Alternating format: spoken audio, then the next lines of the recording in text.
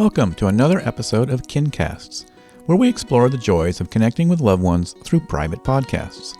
I'm your host, David Beckmeyer, and I want to help you capture the magic of your family stories.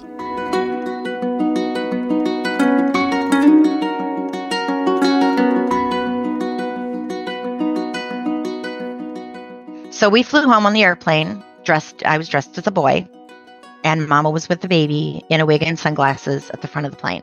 So at this point, I'm 7. From my understanding, there were 2 FBI agents on the plane. They knew where I was. They were trying to find Mama, but they couldn't find her. They lost us in the Atlanta airport. Mary Sue went back to Michigan. I changed clothes into girls' clothes, and we flew home. The next day, 3 police cars pulled into our driveway. My stepfather walked into my bedroom, put me in my coat, and dropped me out the back window to a neighbor. And I hid in a closet for 3 hours. And I didn't see my parents or my siblings again for 2 years. That's Jesse Gibbs, author of Girl Hidden. I was curious if, despite sort of everything, if you could start, if you have an actual sort of lighthearted anecdote or maybe a funny family memory from your childhood. Oh my gosh, there are so many crazy things that happened on our farm growing up in the foothills of the Blue Ridge Mountains. So it's a little spooky out there. But I think one of my favorite stories has to be about my brothers. So I'm the oldest of 8. I have 4 brothers and then 3 sisters after that. When I moved away from home at 19, I lost contact with my siblings. My mother would send anything that I sent them, any boxes would either be opened and gifted to the kids as like something from me, or I would get it sent back. I would get my letters not just returned, but like ripped to pieces, put back in an envelope and sent back to me. So I didn't see my siblings for 17 years. When I was finally back in touch with them, which they're awesome. They turned into wonderful, wonderful human beings. We were sitting there and the boys were sharing some of their stories. And they had gotten in trouble with the local sheriff because my brother, who's autistic, had gone to the library and gotten a book on medieval weaponry. And in the back 40, the boys had constructed a trebuchet, a working trebuchet, with stuff that they had like swiped from around the barn and from Papa's construction work and, wherever else they found things. And the oldest boys had told me this story and we had laughed about it, that they had gotten in trouble with the local sheriff who drove by and went, why do you have to have a permit to build medieval weaponry? Yeah, there was a couple of times they got in trouble with medieval weaponry on our property. So yeah, they got in quite a bit of trouble. That's funny. So tell us a little bit about this purity culture and kind of how that fits into your family dynamics. Oh, good question. So purity culture comes from the belief that essentially women are less than, and that women are items to be viewed, and that our bodies are bad and can be used by Satan to stumble the men in our lives. And that starts from the time that you're little. So after I was kidnapped, which is part of my story, I was told from the time that I was 5 that my job, my responsibility as a good Christian woman, was to grow up and have lots of babies and marry the man that my parents picked out for me. And until that time, I was to practice on my stepfather. I was to clean up after him, make his lunches. I wore long dresses, nothing, no sleeveless, anything, no makeup, no jewelry. My hair was to be long and pinned back to keep anyone from seeing me and thinking sexual thought. I was 5. I was 5 years old. I'm sorry, if you're thinking sexual thoughts about a 5-year-old, even if they're in a freaking bikini, you need to check yourself. And then we need to check your hard drive, right? So purity culture stems from that belief, you start to consider yourself as a problem. You're a problem. The way that you look, the way that you carry yourself, if you have cleavage, if your skirt is too tight, if your shirt is not loose enough, whatever you are wearing, you are being viewed and judged. And I can't. It's traumatic.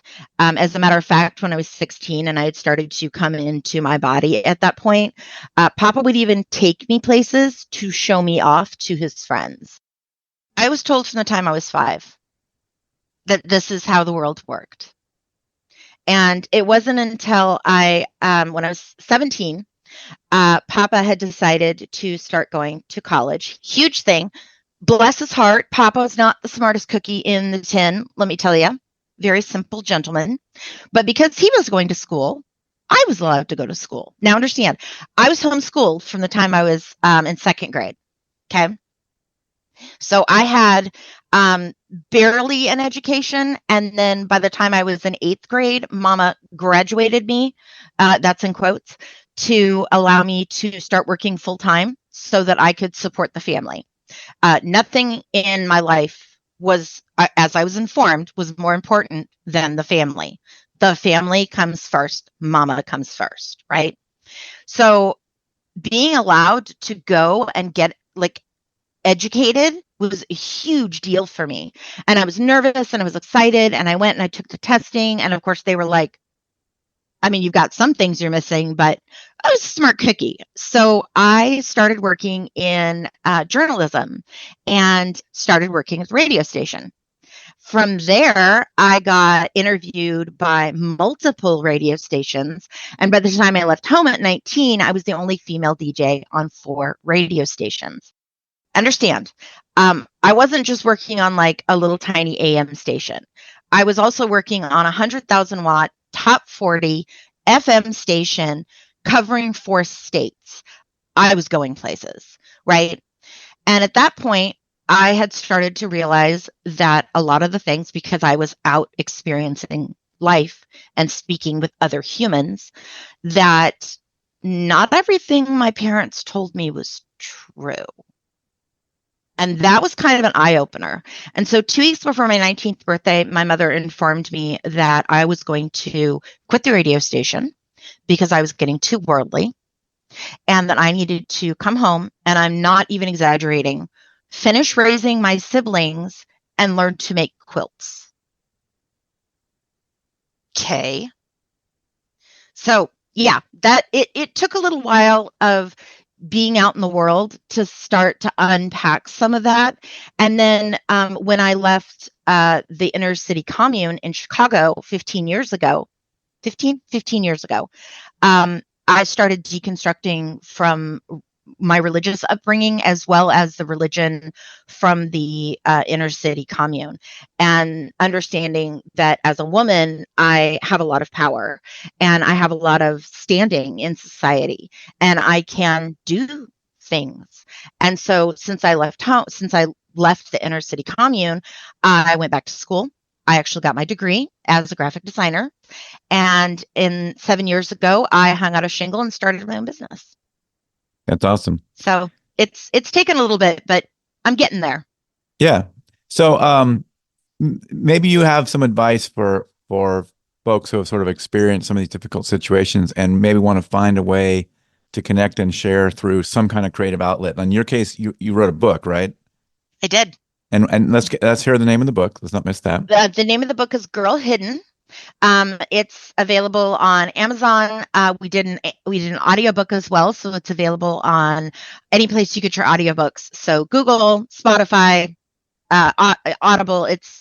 And the lady who did it is just chef's kiss. She is such a doll.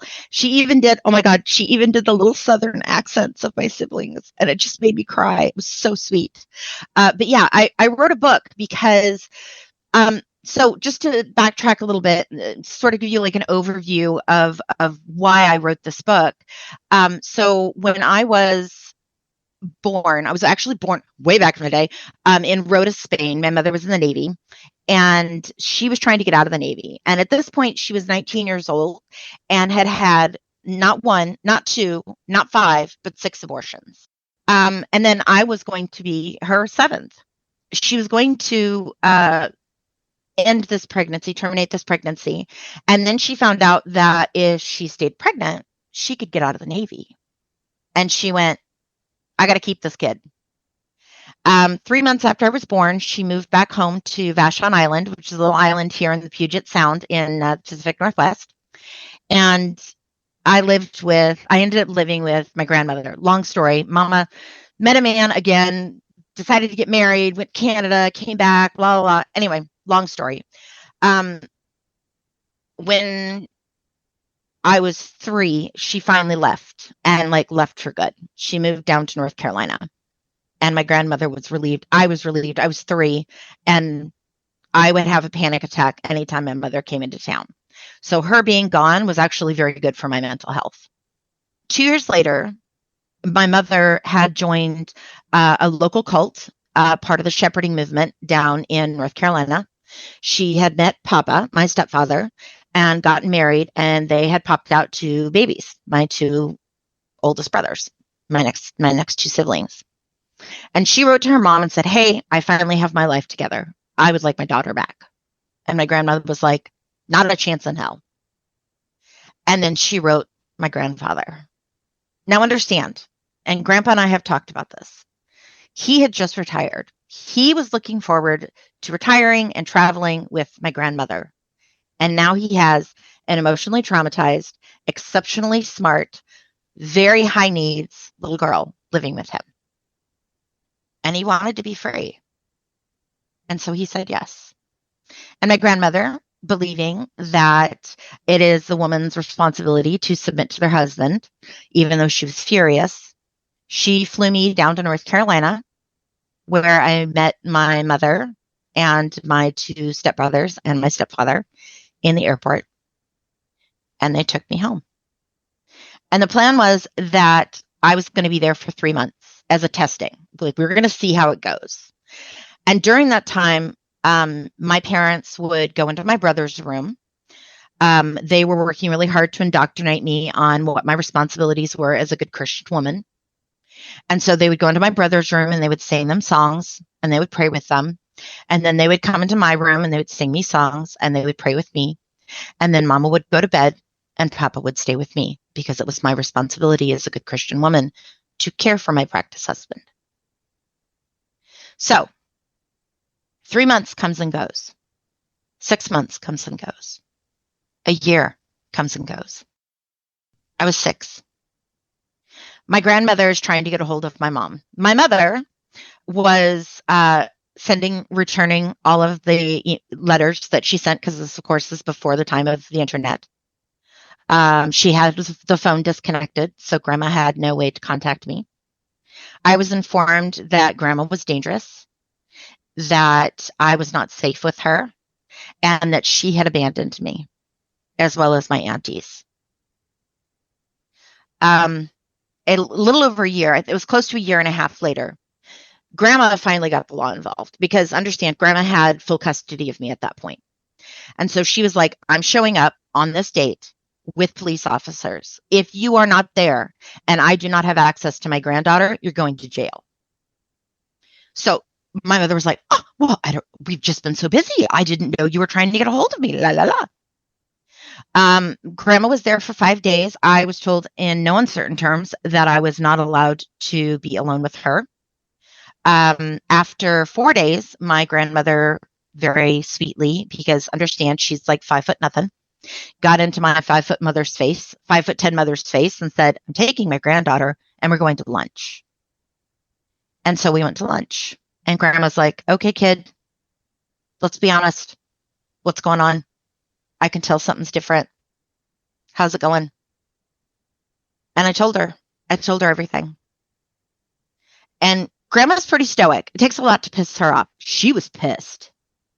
Now, my mother is 5'10" and dangerous. My stepfather was a Marine at 6'2" and violent. Grandma's 5 foot nothing. She's a tiny little thing. So we made a plan that I was going to pack my backpack and she was going to take me to school and we were just going to go straight to the airport. So I said goodbye, just like I always do. Bye, everybody. Love you. See you later. See you this afternoon. And we got on a plane and I went home. 9 months later, so at this point, I'm 7. It was December 7th, 1985. And my grandparents would, after dinner every day, they would walk to the end of the block to get the mail. They finished dinner. I was listening to Bing Crosby's Christmas album and dancing around in my dress up clothes. I had Grandpa's headphones on. He had these big headphones that he had from the Navy that were like the clamshell headphones from back in the day. And they basically just covered my whole head. And if I had my headphones on, I could listen to music all I wanted without bothering Grandpa while he was watching the news. So I'm dancing around and they're like, we'll be back in 5 minutes. They could see the trailer from the mailbox and they would go for a walk. And they went for a walk and there was a knock on the door. And I opened the door and there was a lady that I'd never seen before. And she said, Jesse, come quickly. Your mommy's in the car. And I was like, okay, I knew this one. I don't go with strangers. And she looked all surprised. She goes, you're a very good girl. And she walked away. And I shut the door and I was like, okay, that's weird. Okay, I better call on the aunties because both my aunties lived like 2 blocks away. And I walked over to the phone, picked up the phone and started to dial and the door burst open. And my mother, who takes up all the air in the room when she's in a good mood, storms in, grabbed me by the arm, kicking and screaming, dragged me down the steps. I had splinters in my arms and hands, threw me in the back of a car next to my new baby brother, who started to freak out because I was freaking out. And we peeled away from the trailer park. By the time my grandparents got back from their walk, there were 6 police cars in the driveway. A neighbor had seen everything and had called the cops. My mother turned around and started screaming at me to shut the hell up because I was upsetting my little brother, putting the onus and responsibility on a 7-year-old to calm down. We drove 3 hours and crossed the Oregon state line, which made it a felony conviction in the United States for taking minors across state lines, and the FBI got involved.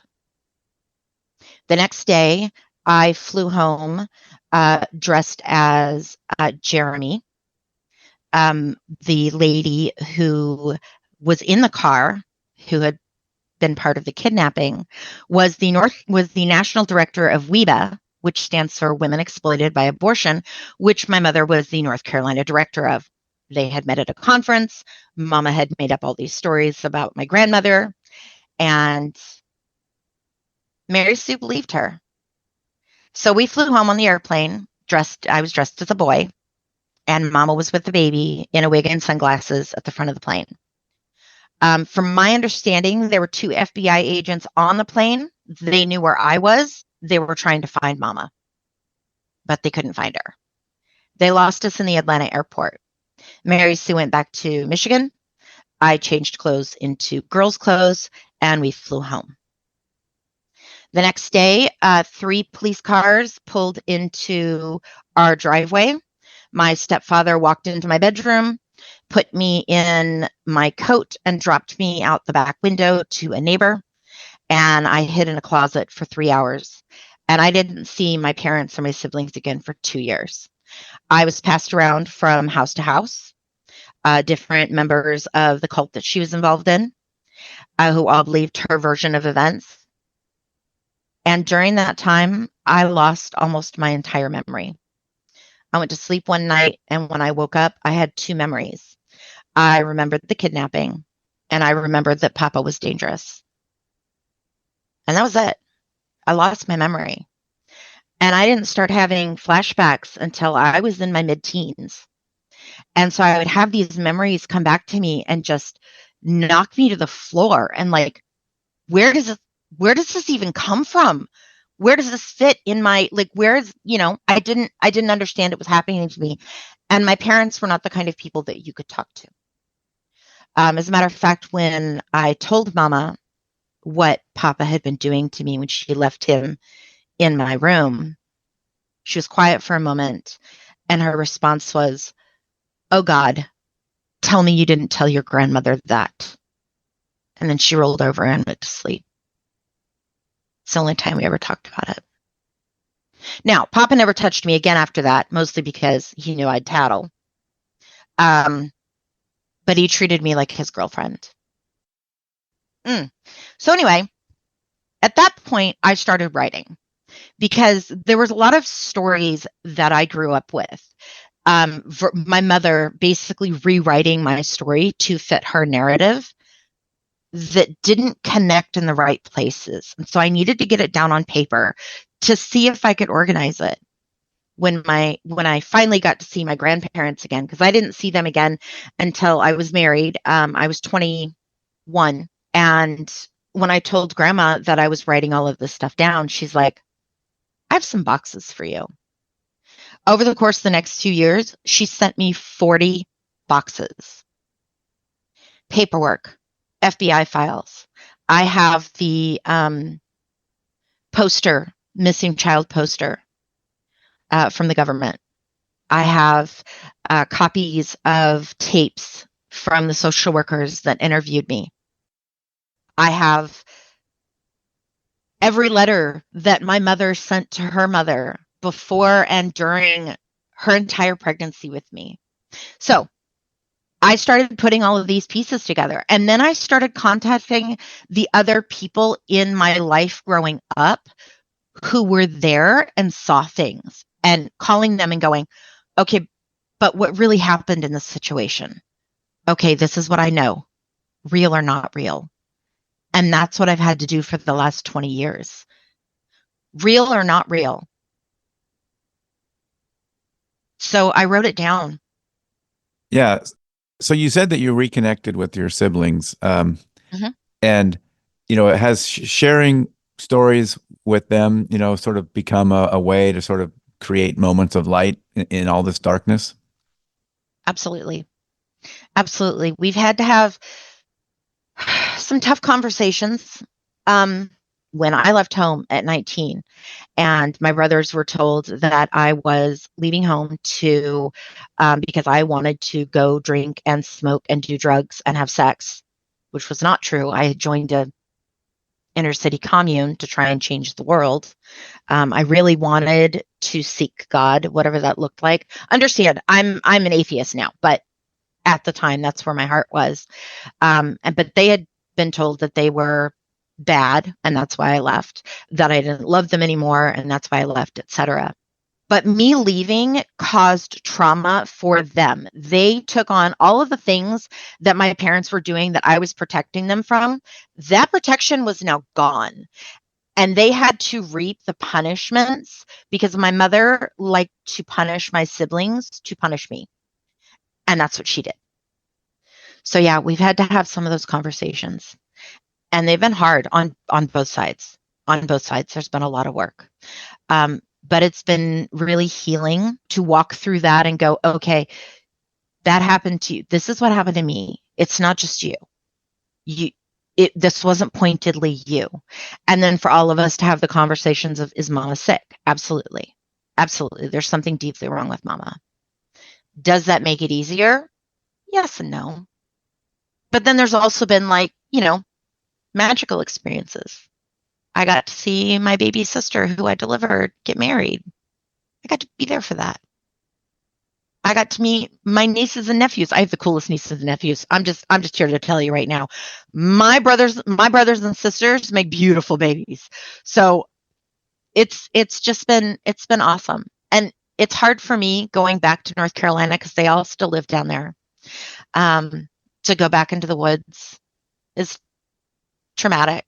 It's hard. And we finally got to a point. I'd been in therapy for about 7 years at that point. And she's like, at this point, your parents are larger than life in your head. She's like, you've gone through enough therapy. You need to sit down in a room with them and actually see them in real life. And I don't know that I've ever been that scared in my whole like. I called my mother the next day and I said, "Hey, this is Jesse. Don't hang up. I'm in town. I want to see you." And she's like, "Okay, okay. What do you want to do?" And I'm like, "I'd like to drink a cup of coffee with you. That's the extent of what I'm willing to offer." She's like, "Okay." And so we went and we sat down and I had a cup of tea and we talked. And I realized that my mother had spent 30 years, 40 years trying to isolate me, trying to pull me away from my grandparents, my aunties, pulling me away from my siblings, trying to make it so I was alone. And at that point in time, at that meeting, not one of them were talking to her. Not one. I have a relationship with her parents. She does not. I have a relationship with her sisters. She does not. She's not that big and scary. And we got done and I was like, I think I'm ready to go. And I went to stand up and I was in the middle of this restaurant where they knew people, in this town where they knew people. And I had some stuff to say. And I practiced it in the mirror. I knew exactly what I was going to say if I was ever in the same room with him. And I looked him dead in the face. And for the first time, I understood the phrase, "not worth the breath in my lungs." And I turned around and walked out. And we get into the car and my husband goes, "How you doing?" I was like, "How am I doing? I need a wheelbarrow for my testicles right now. Like, I feel like queen of the frickin' world. Let's go party." And like 5 of my siblings were in the house that we were staying at, and they were like, we walk in the door and they're like, "Oh my God, you're okay. What happened?" I was like, "It's good. It's all good." And that was the last time I talked to her. It's great that you're able to have that empowerment and also kind of have this strength and humor about it now. Yeah. It wasn't funny at the time, but it's very encouraging looking back for sure. Yeah, well, yeah, I mean, that's a great story. I appreciate all that. I wonder if you decided to make your story, public in a book. Mhm. And do you think there was a place where, or are there also stories that you left out of the book that you only share with family? Oh yeah, there are a lot of stories that were left out of the book. So for me personally, and not every writer is like this, but for me personally, when I tell these stories, that brings up a lot of emotion. It brings up a lot of memories, and sometimes it's hard. Sometimes it hurts. And I write, and you'll see this when you read my book. I write with a lot of emotion because I'm putting myself back in that position emotionally and mentally to tell that story in the truest version that I know how. So take your time with it, put it down on paper. You can organize it later, especially if you've come through trauma. Telling your story is healing. Telling your story and having people go, "Oh, I can understand that because I went through dot, dot, dot." Hugely healing. So there's a lot of healing and resetting of your inner narrative as you're doing it. So make space for that. And especially if you're writing something traumatic, make space for some good therapy or have yourself a really great support group. Like my bestie and my husband are my biggest supporters. But yeah, tell your story. It makes a difference and it's really healing. That's awesome. Well, Jesse Gibbs, thanks so much for making time to come on the show and tell us one more time the website. The name of the website is girlhidden.com. The name of the book is Girl Hidden.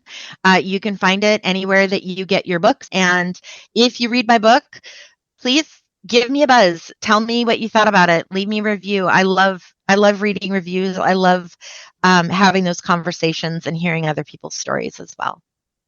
Yeah, yeah, creators love to hear from actual listeners and readers. Absolutely. And thank you so much for having me on. I can't tell you how blessed I am. This has been a lot of fun. Oh, good. Yeah, I'm really glad we were able to make it happen. Yeah, All right. Well, thanks again, Jesse. I really appreciate it. absolutely. Thank Yeah, you. you have a good day. You too. All right. Take care. Bye. Bye-bye. Thank you so much for joining me on this episode of KinCast. I hope you've been inspired to capture the magic of your family stories and share them through the power of private podcasts. For more resources and inspiration, visit kincasts.com. If you enjoyed this episode, please consider leaving a review and subscribing wherever you listen to your podcasts. Until next time, remember every story matters and your family story deserves to be heard. Take care and happy storytelling.